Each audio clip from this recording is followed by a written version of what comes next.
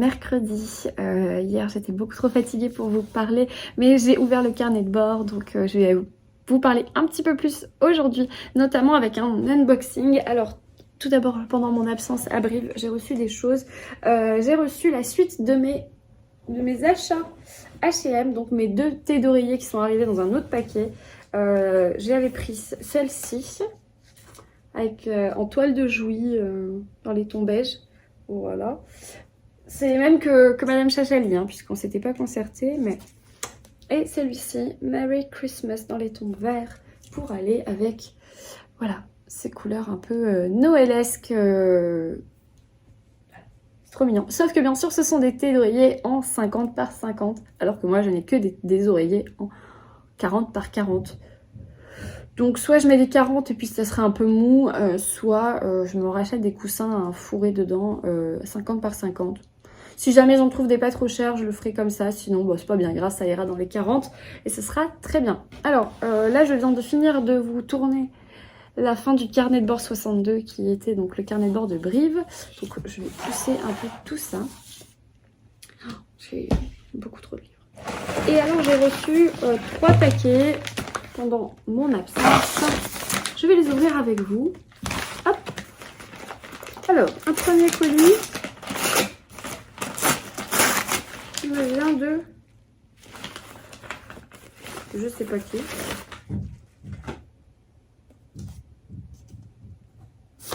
Hugo Thriller. Cool. Je sais pas comment. La première enquête d'Olga Pouchkine, un cosy mystery palpitant, malicieux et touchant. Ah mais si. Ouh là là, j'atterris. C'est Clélia qui m'a proposé de recevoir leur premier cosy mystery de chez Hugo et je savais, en fait, je connaissais ni la couverture ni le nom. Donc voilà, ça a l'air trop cool. Mort sur le trans-sibérien, une enquête d'Olga Pouchkine. C'est de Seiji Farrington. La couve, elle est tellement noëlesque, tu sens que c'est le bon moment pour le lire, quoi. Alors, ça parle de quoi? Bienvenue à Roslazny, un petit village assoupi de Sibérie, enseveli sous la neige, engourdi par le froid. Ça commence bien. Qui aurait pu imaginer qu'Olga Pouchkine, vous savez, la fille de ce vieux ronchon de Mikhaïl, cette jeune femme casanière qui travaille pour les chemins de fer russes, puisse seconder des policiers dans une enquête, et à propos d'un meurtre qui plus est. Mais on dirait bien que rien n'échappe aux oreilles et au sens de l'observation d'Olga. Et puis, si vous vous faisiez assommer par le corps d'un touriste assassiné, jeté depuis le Transsibérien près de votre petite cahute de garde-barrière, la bouche remplie de pièces de 10 roubles, est-ce que vous aussi, vous n'auriez pas envie de comprendre ce qui s'est passé ? Quand un problème survient, autant le résoudre soi-même, non? Quitte à remuer les secrets enfouis à Roslazny, à Kemerovov, et au-delà, le long de la voie ferrée et au sein des forces de police dans la ville et dans la forêt. Alors bien sûr, il faudra braver le danger et affronter un tueur, peut-être même une serial killeuse, voire une Baba Yaga, cette sorcière féroce qui se cache dans l'immensité gelée de la taïga. Mais si Olga veut prouver à tout le village qu'elle est faite d'un bois plus solide que l'on imagine et que son travail de cheminote n'est qu'une étape vers son véritable destin, c'est le moment ou jamais. Bon, ça a l'air un peu micmac au niveau du résumé, mais par contre, ça a l'air cool. Parce que l'ambiance a l'air cool, il y a l'air d'avoir de l'humour. Cette Olga, elle a l'air assez drôlesque. Donc, merci beaucoup Hugo Roman. Alors, il est paru le 4 novembre. Voilà. Donc, ah, et Seiji Farrington, c'est un homme. C'est un homme ou une femme? C'est un homme. Hop, oui, c'est un homme. Voilà, merci beaucoup Célia. Trop cool. Trop cool. Je suis toujours fan de recevoir des Cozy Mystery, Cozy Murder. Ensuite, un paquet qui me vient de 10-18.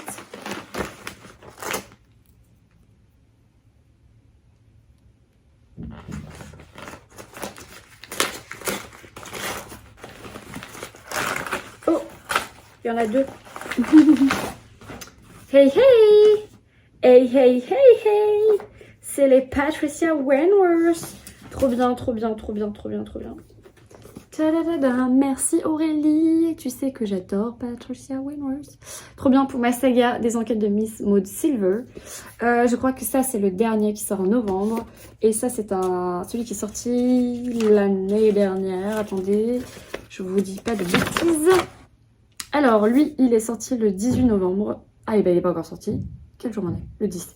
Il n'est pas encore sorti, il sortira le 18 novembre. Et celui-ci il est déjà paru chez 10-18. Donc il s'agit de la dague d'ivoire et un troublant retour. Ce sont des enquêtes de Maud Silver. Maud Silver, c'est une dame qui n'a rien à voir avec la police. Et pourtant, elle va enquêter sur des meurtres un peu cocasses dans des petites villes ou des petits endroits sympathiques. C'est un peu le remake de... Agatha Christie avec Miss Marple. Là, on est avec Miss Maud Silver. Mais je la trouve super, super cool. Et pourtant, elle n'empiète pas sur Miss Marple. C'est un personnage complètement différent. Le style d'écriture est différent, mais c'est un peu les prémices du cosy mystery quand même. Donc, je suis trop contente. Merci Aurélie. Ça fait 2 de plus dans ma collection. J'en ai 2 à lire déjà. Et j'en avais un qui est déjà lu. Donc, ça me fait 5 Patricia Wentworth. Je suis trop contente. Merci beaucoup. Si tu passes par là, je t'attends pour lire la suite. Voilà, avec Adèle.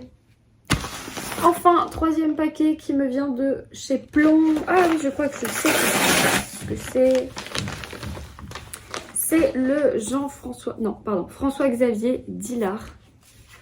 Avec un petit mot d'Estelle. Chère Estelle, c'est Estelle. Nous sommes ravis de vous faire découvrir le nouveau thriller de François-Xavier Dillard, un roman glaçant, au final surprenant, en vous souhaitant un excellent moment de lecture. Alors, c'est un peu bête parce qu'en fait, François-Xavier Dillard, je l'ai vu à Brive, et quand je l'ai vu, j'ai dit « Hey, mais je dois recevoir votre livre !» Donc, je l'ai pas, mais je vais l'avoir et c'est trop cool. Donc, il s'agit de L'enfant dormira bientôt de chez Plomb, et ça a l'air plutôt cool.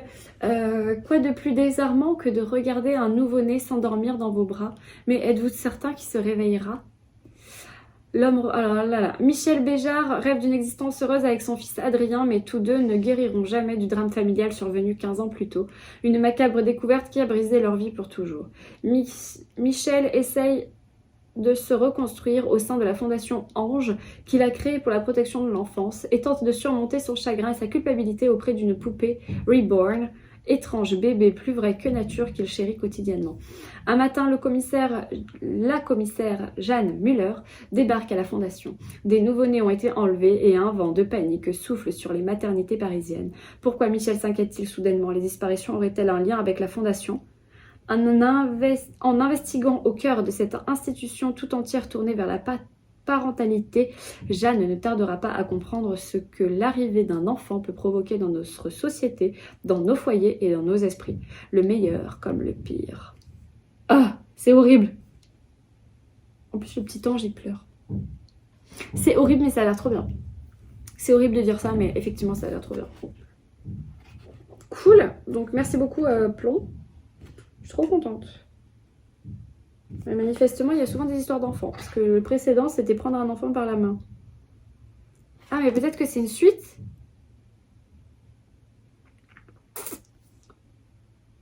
Puisque s'ils disent qu'il y avait eu un drame 15 ans plus tôt.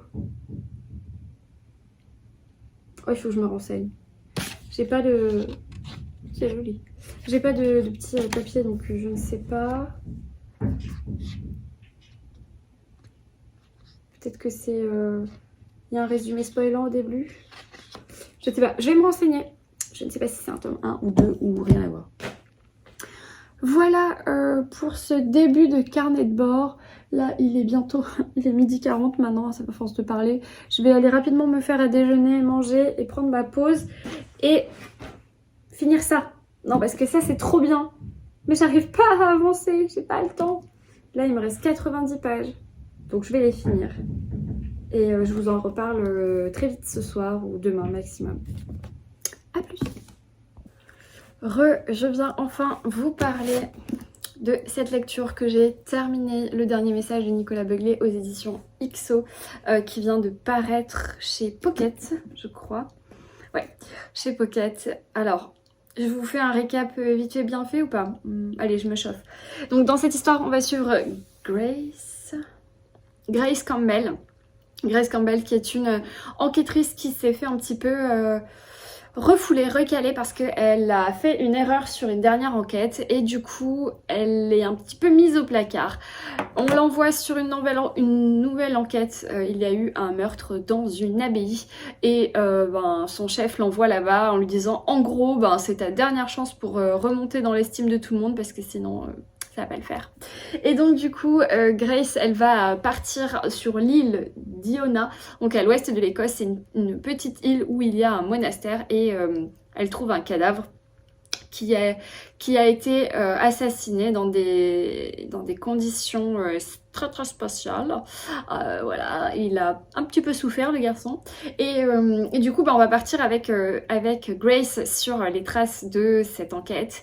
Et là, il va s'imbriquer une enquête complètement dinguissime où on va mêler l'aspect scientifique, biologique, l'aspect politique et un gros morceau de lobbying, voilà, des grosses sociétés du digital notamment qui viennent s'instiller dans cette enquête qui est complètement tarée et en fait voilà, c'était hyper addictif, hyper prenant. Grace, dans son enquête, elle va rencontrer d'autres personnages, notamment une autre femme de la DIA qui va l'aider à enquêter. Donc ça va devenir son binôme, un peu impromptu. Elles vont se rencontrer dans une situation assez improbable et elles vont enquêter main dans la main, elles vont voyager, on va passer de l'Écosse au Groenland je crois, enfin bref, elles vont partir un peu partout. Il va faire très très froid dans cette histoire et les chapitres sont très courts. L'écriture de Nicolas Begley, elle est cinglante, elle est topissime parce qu'elle vous tape là où ça fait mal. Il aborde des sujets de société qui sont complètement hallucinants et j'y crois à 1000%.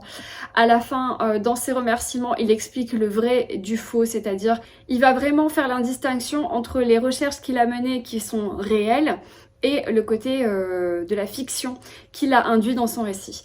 Voilà, on va avoir ces deux informations-là à la fin de l'histoire et ça va nous permettre de comprendre beaucoup de choses. Et moi, je suis restée franchement sur les fesses parce qu'il y a des choses que je me disais mais c'est pas possible, mais en fait oui. Voilà, je me disais non, ça c'est la fiction, mais en fait c'est la réalité et c'est clairement flippant. Donc, vous l'aurez compris, j'ai adoré cette histoire. Les chapitres sont courts, on les avale, il y a un rythme de fou. Alors même si moi j'ai mis 10 jours à le lire, c'était vraiment par manque de temps et pas par manque d'envie ou par défaut de lecture. Mais clairement, je vous le recommande à 1000%. Ça vaut autant que Le Cri et Complot de sa première trilogie que j'ai adoré. Et là j'ai qu'une hâte, c'est en fait de prendre la suite parce que j'ai la suite. Le passager sans visage.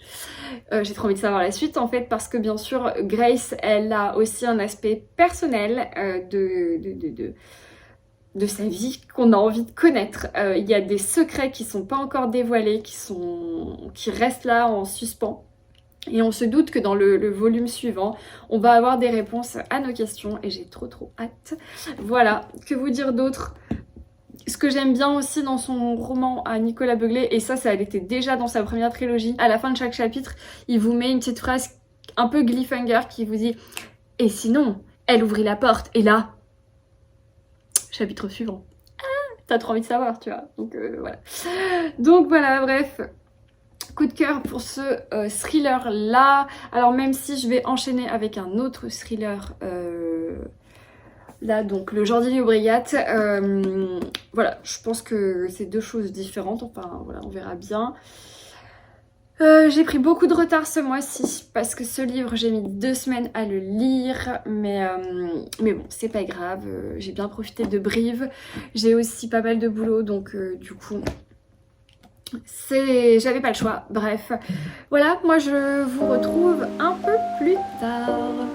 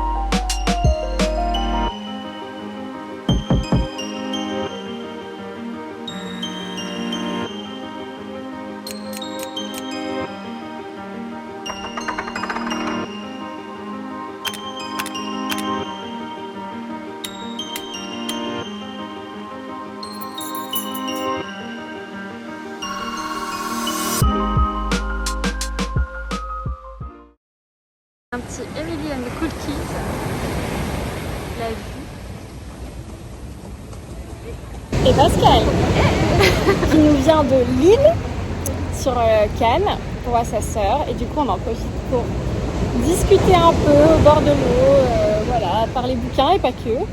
Et ça me fait très plaisir de te rencontrer. Le plaisir est partagé. On est jeudi 11 novembre, voilà, aujourd'hui c'était férié, j'ai un petit peu travaillé et cet après-midi j'en ai profité pour aller à Cannes en ville et rencontrer Pascal, donc que vous avez vu juste avant. Son pseudo c'est entre deux pages, donc je vous mettrai bien sûr son hashtag ici, son tag plutôt, son compte. C'est une nana super avec qui j'échange assez souvent finalement sur les livres et elle vient de Lille, donc je suis contente qu'elle soit descendue en visite dans le sud. C'était l'occasion de se rencontrer et on a papoté au bord de mer pendant un long moment. C'était super chouette. Voilà, je pense qu'on aurait pu papoter encore des heures et des heures. Donc Pascal, si tu passes par là, ben, c'était super et tu reviens dans le sud quand tu veux. N'hésite pas à m'appeler. On se reprend un petit café ensemble, c'était super cool. Du coup, au niveau de mes lectures, j'ai enfin terminé le Nicolas Beuglet, donc qui était le dernier message. Je me dépêche parce que je suis en train de me faire couler un bain, donc je voudrais pas que ça déborde. Donc j'ai terminé le dernier message de Nicolas Beuglet enfin, et c'était une dinguerie. Je suis ultra fan de cette nouvelle trilogie. L'enquêtrice qui s'appelle Grace, c'est une nana super, elle est hyper touchante, elle est vraiment voilà, au top, je l'aime beaucoup. Elle est un peu différente des enquêtrices qu'on a l'habitude de suivre et j'adore, voilà. Donc l'enquête, je vous en avais déjà parlé dans le carnet d'ordre précédent, donc je vais pas vous revenir sur l'enquête, sur le résumé. Simplement, la suite du livre était aussi bien que la première partie. Les 200 dernières pages étaient dingues. La fin, bien sûr, il y a un cliffhanger qui vous donne absolument envie de lire le nouveau, donc le tome 2 qui s'appelle Un passager sans visage, que j'ai dans ma palle.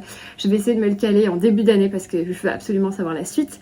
Et ce qui est drôle, c'est que en écrivant ma chronique, je me suis rendu compte que la trilogie de Nicolas Beuglet, la première, donc Le Cri Complot et L'île du Diable, je l'ai lu en novembre l'année dernière. Donc finalement, c'est le mois pour lire du Nicolas Beuglet, manifestement. Donc trop contente d'avoir enfin terminé cette lecture. Du coup j'ai commencé Les 7 châtiments de Jordi Llobregat au Cherche Midi. Donc c'est un polar espagnol. Jordi Llobregat, je sais pas si c'est un homme ou une femme, est né, c'est un homme. Donc j'ai lu à peu près 80 pages. Je suis à la page 87, donc voilà, j'ai bien introduit le sujet. Au niveau de l'histoire, on va suivre beaucoup de personnages. En fait, le début est un peu confus. Il y a à la fois Alex, qui est notre enquêtrice principale. On la suit dans son enfance. Il va se passer un certain traumatisme et on la suit bien plus grande, adulte, 22 ans plus tard. Elle est inspectrice, enfin sous-inspectrice, je crois. Et alors qu'elle a fait une grosse erreur, elle n'est pas mise au placard, mais elle est mise en repos psychologique. Donc du coup, elle va être collée sur une enquête qui se passe dans les Pyrénées, mi-française, mi-espagnole. En fait, dans les Pyrénées, on va vouloir installer une station de ski de luxe et bien sûr il y a des personnes qui sont contre cette station de ski et il y en a qui vont profiter du débat sur cette station luxueuse pour faire des meurtres, voilà, enfin faire des meurtres, assassiner des personnes et on a plein de personnages au début qui parlent. En fait les chapitres sont très courts et en fait on va s'immiscer dans la tête de plusieurs personnages. Et là, j'arrive à peine à faire les liens entre chacun, mais au début, c'est un peu un gros micmac et le lecteur est un peu perdu. Je pense que c'est une lecture qui s'apprécie quand on lit des gros morceaux d'un coup. Et aujourd'hui, voilà, j'ai lu 70 pages d'un coup. Hier, je l'ai à peine commencé, donc je comprenais pas grand-chose. Mais là, pour le coup, je suis bien immiscée dedans. Et puis, alors, sur la couverture, il y a écrit un petit texte une petite phrase de Bernard Minier qui dit « Il y a dans ce roman tous les ingrédients que j'aime en tant que lecteur et en tant qu'auteur ». Donc déjà ça donne très envie.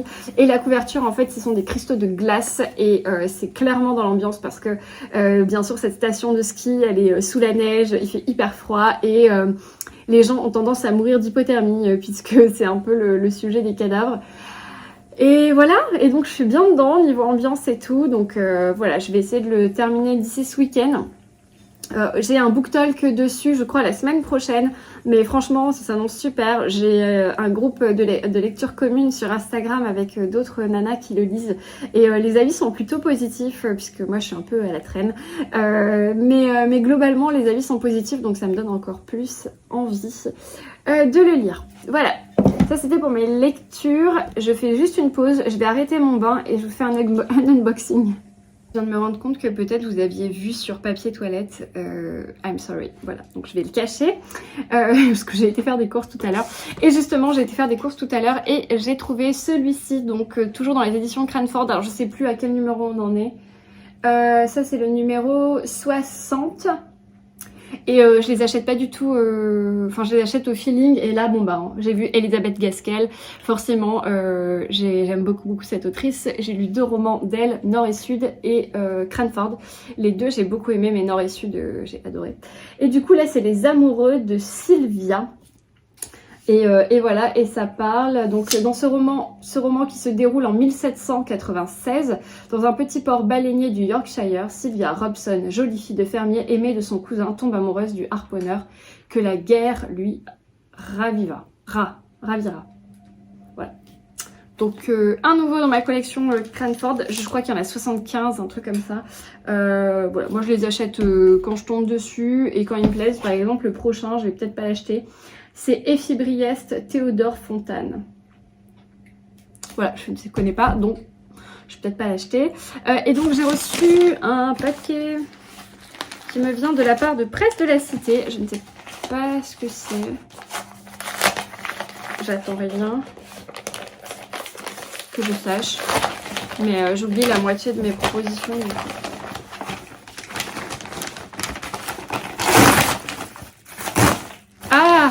Si, je sais ce que c'est. Ouh là là!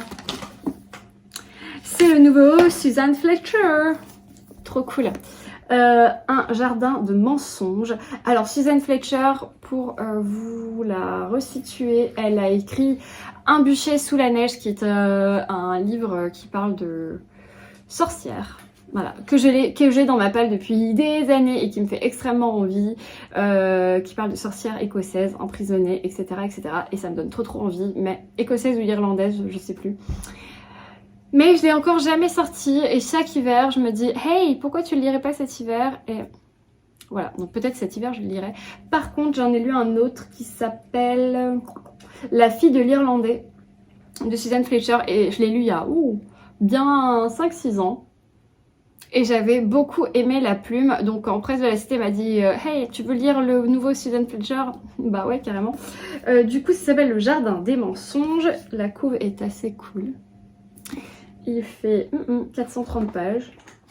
Ça a l'air assez léger. Alors, Londres 1914. Atteinte de la maladie des os de verre, Clara vit recluse depuis toujours, choyée par une mère qui lui raconte le monde. À sa mort, la jeune femme prend son destin en main et s'initie clandestinement à la botanique. Elle est bientôt engagée par Monsieur Fox qui crée sur son domaine une serre de plantes exotiques. Mais à peine arrivée à Shadowbrook, elle ressent un étrange malaise. Le mystérieux maître des lieux brille par son absence. La gouvernante est terrifiée et une présence semble hanter les couloirs de la demeure où Fleur fane en quelques heures. Là, on dirait pas trop un Daphné du Maurier. Ambiance Manderley Forever, avec la brume, les souvenirs, les fantômes et tout. Ambiance gothique, voilà. Cool. Oh, j'ai trop envie de le lire maintenant. Non, STL, c'est pas raisonnable. Voilà, donc c'était ma réception, mon unique réception, mais c'est déjà pas mal. Donc merci beaucoup à Presse de la Cité. Alors, il sort quand? Il sort le 4 novembre, donc il est sorti. Grâce à sa singulière héroïne, Un jardin de mensonges est un brillant hommage au grand roman gothique. Voilà, pour une fois que je le dis correctement, ce mot. C'est aussi le récit de l'émancipation d'une femme qui tente de reprendre possession de sa vie et de son corps, servie par une plume aussi vénéneuse que sensuelle. Voilà. Cool. Merci beaucoup, Presse de la Cité. Voilà, bon bah c'est tout pour aujourd'hui. Je vais vous laisser. Je vais beaucoup mieux, comme vous pouvez le constater. Mon père m'a donné une cure de biodinol, donc ça va beaucoup mieux. Je booste un petit peu mon système immunitaire. Et cette nuit, j'ai dormi presque 9 heures, puisque je me suis couchée à 22 heures. Je me suis levée à 7h30. Donc non, j'ai dormi 9 heures. 7, 8, 9. Ouais, 9h30, j'ai dormi cette nuit et ça m'a fait extrêmement du bien. Donc comme quoi, le sommeil, c'est très très important, mais on n'a pas tous la chance d'avoir un sommeil profond et réparateur. Donc voilà, donc je vais beaucoup mieux. Maintenant je vais prendre un petit bain parce que là il est 20h. Mon conjoint va rentrer du travail. Je vais prendre mon bain et après je vais faire à dîner. Mais je vais essayer de me dépêcher un peu. Et je vais regarder des petites vidéos YouTube dans mon bain. Voilà. Bon, puisque j'ai pas envie de prendre mon livre de peur de l'abîmer. Voilà, bon bah allez, j'arrête de parler et je vous dis à plus.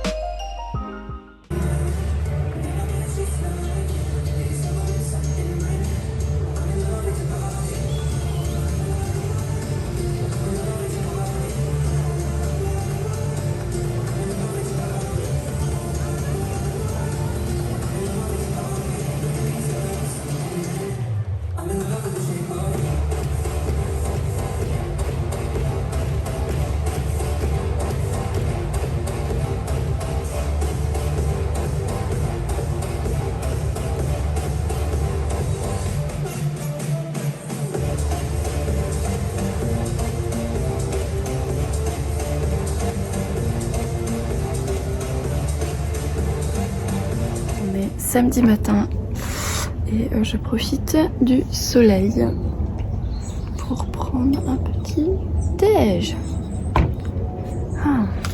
Il doit faire 20 degrés je pense, mais c'est plutôt agréable. Aujourd'hui au programme rien. Voilà, ça va être lecture et m'occuper de ma maison, faire du repassage, des choses comme ça. Donc rien de spécial et c'est plutôt pas mal. On est toujours samedi matin et j'ai regardé le vlog de Triple L de Mag sur Brive là, en faisant plein de choses. J'ai changé mes draps, j'ai plié du linge, j'ai fait des machines, enfin voilà, elle m'a accompagnée toute la matinée et en fait je me pose, j'étais partie pour lire et je vois cette bibliothèque pâle, brochée, qui déborde, qui dégouline de livres. Et là je me dis, Estelle, il est grand temps de faire le ménage, de tout défaire, de trier et de tout ranger. Je vais vous montrer là où on en est là, actuellement. Je vois depuis ma place. Bon, les étagères, voilà, hein, elles sourient, elles ont le smile, hein, mais il faut que je range cette bibliothèque. Là-bas, c'est un peu n'importe quoi, mais vous voyez, ça c'est à ranger, donner, c'est mélanger. Ça c'est des livres qui sont pas pour moi, que j'ai fait dédicacer ou ce genre de choses. Ça c'est à ranger et au-dessus c'est ma liste, c'est ma pile de livres en cours de lecture. Et en bas c'est que des bandes dessinées. Sauf que j'en ai trop des bandes dessinées. Il faut que je les mette en bas là-bas maintenant. Parce que sur les autres étagères ça ne passe pas. Ça c'est mes jolis renoncules. Voilà. J'en suis là. Et c'est le bazar parce que les maisons d'édition sont pas rangées. Et ça me stresse et voilà. Donc je pense que je vais faire ça maintenant. Alors que j'avais prévu de lire ce livre qui est génial. Hein. Je me régale. Hein. Mais ça me stresse. Ah, vous avez mis mes coussins de Noël. Allez, je me chauffe. Tu passes par là, je suis en train de boire ton thé que tu m'as offert au Cozy Mystery Day, le thé noir coquelicot gourmand de chez Brûlerie Courleroy, je sais pas du tout où c'est. Et il est tellement bon, je me régale. Merci beaucoup.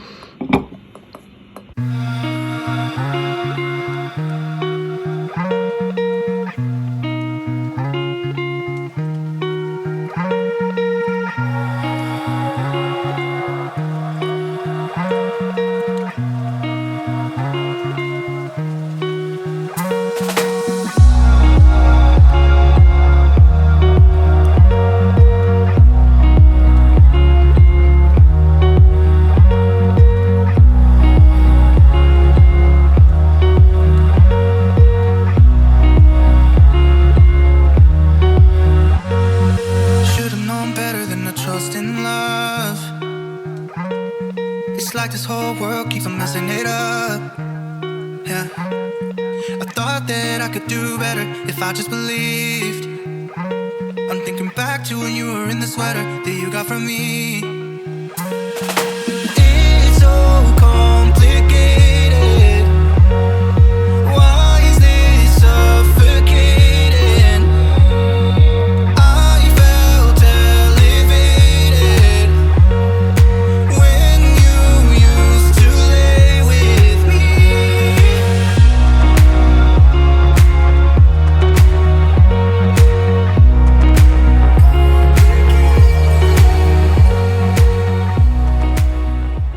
On est samedi soir, je prépare un dîner raclette aux chandelles avec mon chéri. Alors on s'est mis le feu de cheminée en faux sur l'écran parce qu'on n'a pas fait ramoner la nôtre, la vraie. Donc ça fait le job. Moi je me bois un petit apéritif, un ginger ale, donc une bière de gingembre qui n'a pas d'alcool. Et je voulais juste vous montrer ce que j'ai acheté aujourd'hui suite à un message que j'ai... Enfin un message... Non, suite à une story que j'ai vue. Je vais vous montrer, ce sera plus simple de vous expliquer. En fait, c'est Jessica du compte Instagram, le maître mot, qui a montré ça en story. Donc, c'est un support pour ordinateur. Vous voyez bien l'image là. Avec une zone pour la souris et d'autres accessoires ici. Et en dessous, c'est des coussins comme ça. Donc, ça vous permet de travailler... Hop. Comme ça. Et le petit cal là pour pas que ça tombe. Donc du coup je me le suis acheté aussi. Donc je remercie beaucoup Jessica pour l'info. J'aime bien l'effet bois là. Alors c'est du plastique hein. Mais enfin je sais pas trop ce que c'est. Mais... Et ça c'est grisé, c'est plutôt joli. Et c'est assez agréable. Et puis voilà, moi j'ai un 13 pouces donc ça ira parfaitement. Voilà, c'est tout ce que j'avais à vous dire. Et je l'ai trouvé chez Jiffy à 11 €. Qu'est-ce que c'est que ça? Une plante.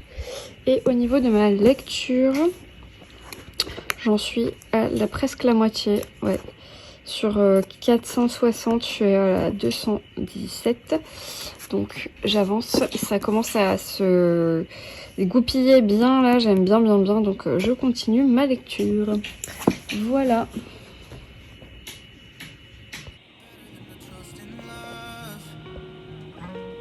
It's like this whole world keeps on messing it up. Yeah, I thought that I could do better if I just believed. I'm thinking back to when you were in the sweater that you got from me. It's so complicated. C'est qui va fermer la porte maintenant?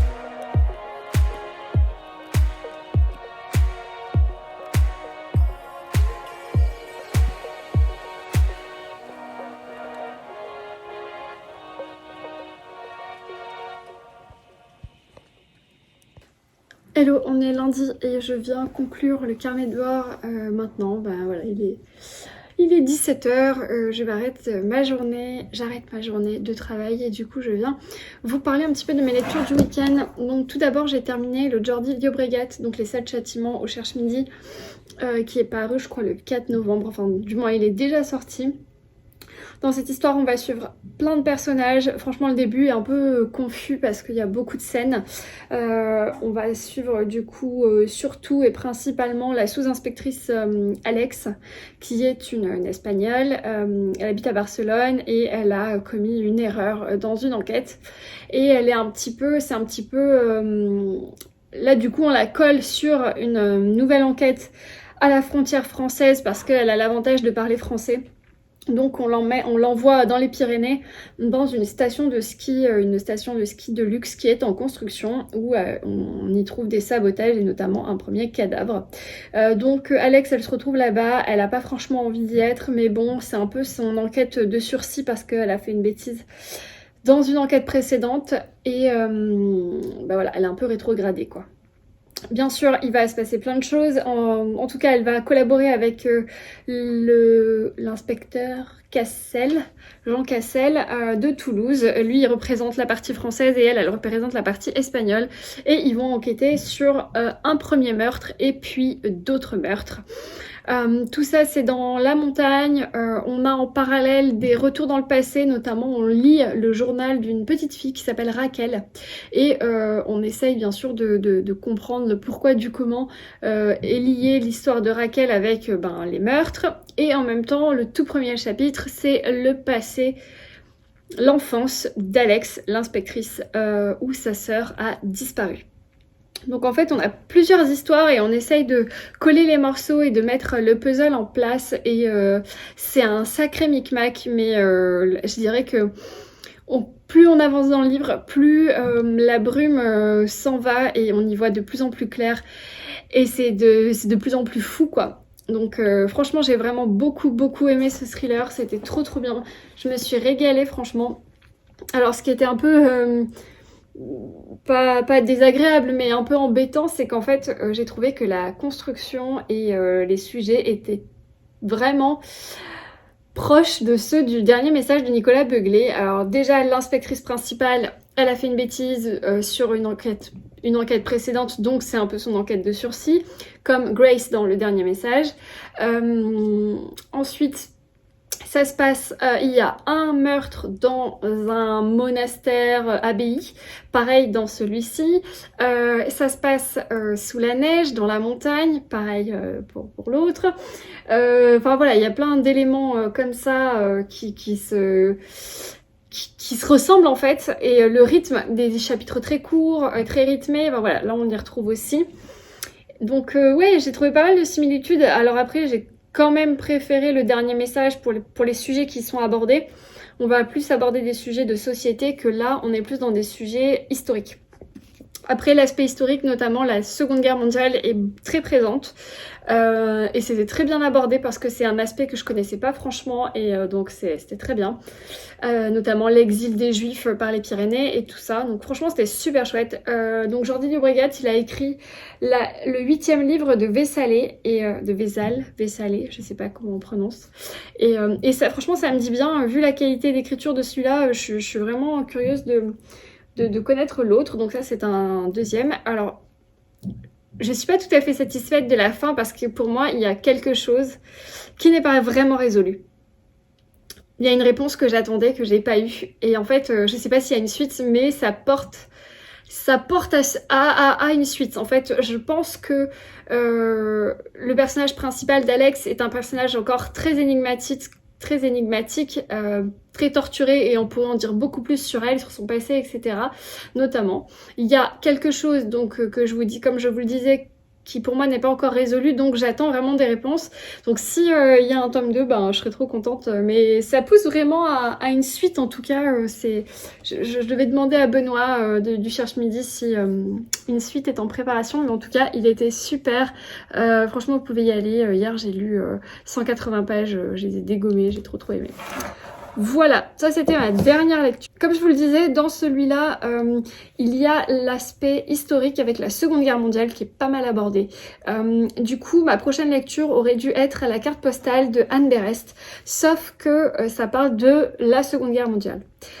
J'avais pas envie de gâcher ma lecture de la carte postale parce que le sujet aurait été un peu redondant. J'avais pas envie de me dire oh là encore la Seconde Guerre mondiale, surtout que c'est pas mon sujet de prédilection. Donc ouais, j'ai tellement envie d'aimer ce livre, la carte postale de Anne Berest, que je vais me le décaler à plus tard. Et avant, j'ai lu autre chose et je vais finir cette nouvelle lecture. Et voilà, et peut-être même que j'en lirai une autre avant la carte postale parce que j'ai vraiment envie de l'aimer et j'ai pas envie de me dire ouais bon ben c'est bon, le sujet c'est vu et revu parce que je viens de lire un livre dessus. Et surtout c'est que j'ai tellement lu d'avis positifs sur la carte postale, sur le groupe Instagram avec lequel d'autres lectrices le lisent, que j'ai mis la barre très haute en fait pour cette lecture et j'ai pas envie d'être déçue. Donc voilà, juste hier soir je me disais non, c'était pas le moment, donc je décale à plus tard cette lecture de Anne Berest, donc je vous en reparlerai dans un prochain carnet de bord.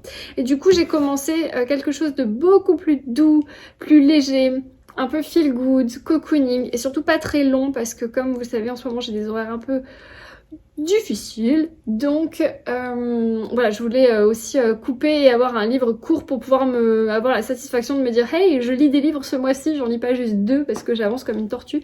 Donc j'ai choisi Luna de Serena Giuliano, donc du coup là c'est chez Robert Laffont.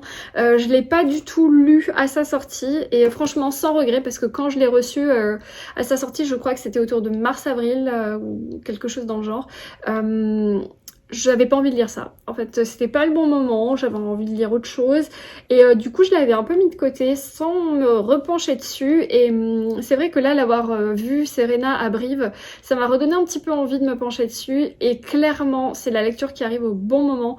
Parce que après 2 polars très haletants, très remplis d'informations historiques, politiques, etc., j'avais vraiment envie d'une douceur, j'avais envie d'histoires sincères, d'émotions, de choses qui coulent. Puis moi j'ai des racines italiennes, donc de retourner en Italie, voilà, ça me faisait du bien et franchement ça tombe à pic dans ma semaine. Donc du coup hier je l'ai commencé et clairement voilà, il me reste 40 pages. Donc je l'ai vraiment dégommé hier soir, j'étais trop contente. En plus on avait une coupure internet, donc du coup voilà, c'était parfait hier soir, dimanche soir sans internet. J'ai bien avancé ma lecture. Voilà, de Luna. J'ai pas très envie de vous faire le résumé maintenant. Donc je pense que je le ferai dans le prochain carnet de bord. Mais sachez que voilà, ça se lit tout seul, c'est une vraie petite douceur et je suis très contente de le lire maintenant. Ça me rebooste pour mes prochaines lectures. Donc merci Serena Giuliano pour l'envoi de ce livre. Tu vois, je le lis au bon moment pour moi en tout cas. Voilà, c'est tout pour cette semaine. Je vais conclure le carnet de bord. J'espère que vous avez passé un très bon moment en ma compagnie. C'était beaucoup moins intéressant que le carnet de bord de Brive. J'en suis désolée, mais retour à la normale. J'ai eu très peu de réceptions cette semaine en plus. Alors, je sais pas pourquoi, mais c'est pas bien grave non plus. J'espère quand même que vous avez trouvé des inspirations de lecture et des envies peut-être de livres à rajouter à votre wishlist de Noël. Parce que moi, clairement, j'ai envie de me faire une wishlist de livres de Noël. Même si personne ne m'offre jamais de livres à Noël, à part mes copines du club lecture, mais dans ma famille, personne ne m'offre de livres parce qu'ils estiment que j'en ai trop. Bah, je vais quand même faire une wishlist de Noël, donc je regarde les vidéos des copines pour m'inspirer, donc peut-être que la mienne vous aura aussi inspiré. En attendant, moi je vous souhaite un très bon week-end, une très belle semaine, et je vous dis ciao!